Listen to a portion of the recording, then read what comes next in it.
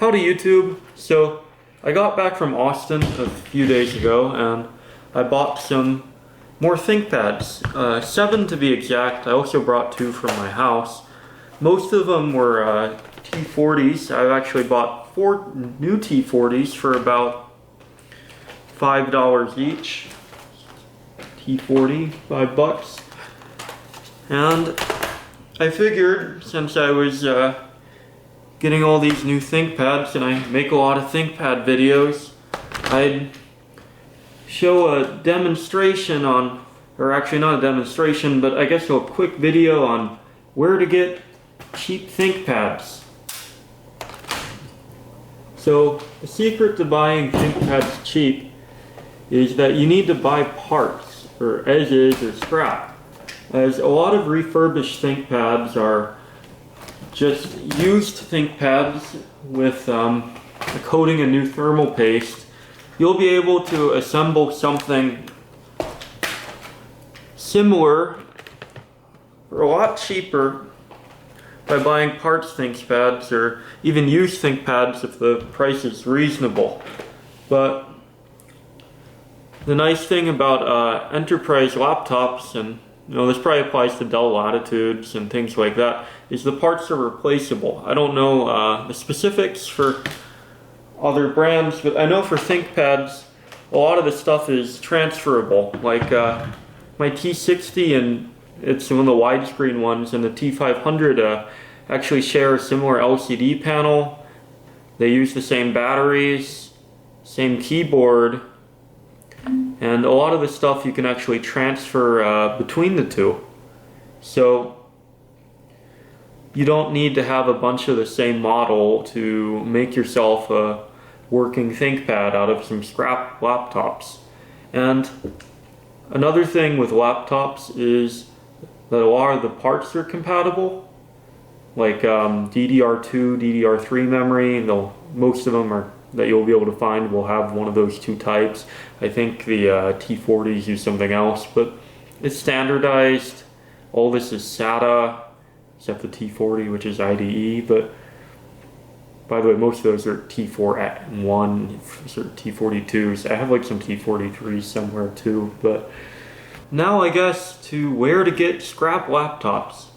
So basically, recycling centers, scrap yards, eBay, or really anywhere in town that sells computer scrap. So if you're going to buy them on eBay, I'd be a little bit wary unless you're going to buy a lot of items, like 5 or 6 at a time, because shipping cost is going to be pretty high for an individual ThinkPad.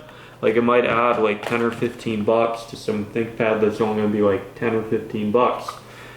And with eBay though, there does come some play, and a lot of people aren't going to list something that's worth of like $5 and costs $10 to ship. So you're not really going to be able to find $5 T40, T4X series ThinkPads and things like that, just because no one's going to list them. And if you're buying them somewhere locally, you get to depend on the Goodwill workers' ignorance of what people can sell these things for on eBay, which isn't a lot greater, but they probably would have priced some of these laptops I bought at $20 or $30, even if they were in a scrap bin, if they based it off the eBay prices. So I would only go to eBay if you need a specific part, like a 1440 by 900 panel for an X200, which only comes in the X200S, and only comes in certain X200S models. You can identify it by the bezel, but what you can also do to just know you're sure is Thinkpads have a product type number thing on the bottom here. Oh man, this one's kind of smudged, so it's not a good example, but I'll put a little overlay of it. And I'm going to link somewhere in the description where you can download I guess it's a spreadsheet that has all of the model type numbers, and you look up the screen resolutions and pretty much all the stuff you need if you're like hunting down for a specific ThinkPad part. And this applies for a lot of laptops, but most ThinkPads use like SATA drives or I guess if you go back to like T40 Thinkpads, it's IDE, but they use SATA drives and they use DDR2, DDR3, or DDR memory. It's not soldered in any of the cases, so you can just upgrade your memory. It's kind of nice. So I'm of course talking about modern ThinkPads, and there's going to be some exceptions to the soldered in memory rule. Like I think I know my 380 XD has like 16 megabytes or 32 megabytes or something. It's actually soldered in on the motherboard as an upgrade slot. But generally speaking, with the Lenovo modern ThinkPads, that you'd actually find the memory is upgradable, and they use standard laptop memory. So if you have any of that laying around, or if you have another scrap laptop, you can rob parts from that. So if you actually do the Goodwill thing like I did, you should probably know that they take the RAM out of these things. Oh, I got this one with the Linux stickers. I'm hoping the guy upgraded it. Maybe it says Emperor Linux 888-651-6686. Don't know what that number goes to, but it's on a sticker. But yeah, the Goodwill workers don't know about the internal memory slot. It's actually right here on the ThinkPads. So I imagine a lot of people don't, but I think that's just for the. I know that's on the T40. I think there's like various ThinkPads that have a memory slot that you can't access without taking the lid off and things like that. So you can get some memory out of it too, instead of buying your memory there. They overcharge for everything else. It's like a separate part.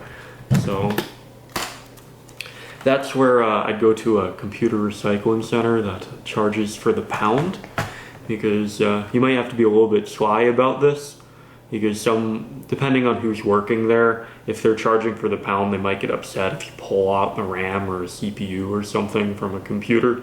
But most of the time they don't really care. So you can get like they don't weigh much. You can grab some RAM or something from a unit, and then if they're actually doing a scale, I mean, it's not going to weigh a huge amount more. But some scrap yards won't allow you to do that, so I'd be careful about it.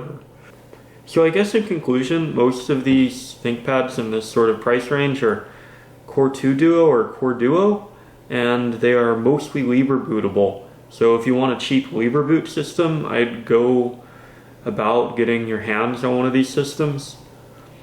And another side note, the T40 or T4X series are not Libre bootable or core bootable, I think.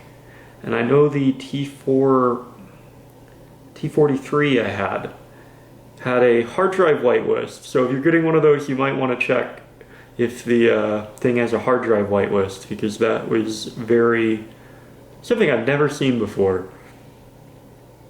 But anyways, though, there is a patch or hacked BIOS for it, so it's not that big of a deal, but be warned. Have a good one, though, and I hope your week goes well. Peace.